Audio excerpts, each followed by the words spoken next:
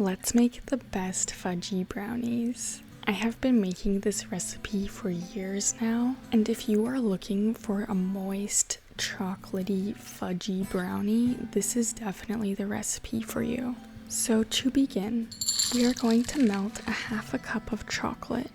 In this case, I am using chocolate chips, but you can feel free to use any chocolate you choose. Once it is melted, set it aside for later. Now chop a half a cup of dark chocolate that we will add to the brownie later. We are then going to mix the melted butter and sugar together.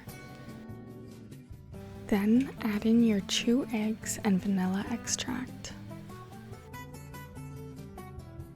Once that's all mixed together, you can add in the melted chocolate we set aside earlier. You can now add in the flour, cocoa powder, and salt. After adding this, I mix the rest of the recipe by hand just to ensure the flour doesn't get overworked in our batter. We are now going to add the chopped up chocolate. And for these brownies, I had some leftover candied pecans from a different recipe, so I chopped those up and added them in as well. And honestly guys, I didn't add very many of these pecans, but it made this brownie smell and taste so good. I really recommend trying it. But if there are any other additions you want to add to this recipe, now would be the time to do it.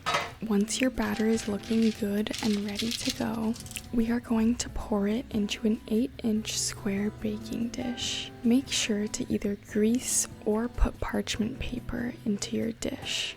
You can then bake these at 350 for about 25 minutes. Once your brownies are all done and making your place smell delicious, take them out, but let them cool before cutting into them, because to get that fudgy consistency, it is best to let them cool before you eat them. But there you have it, delicious fudgy brownies.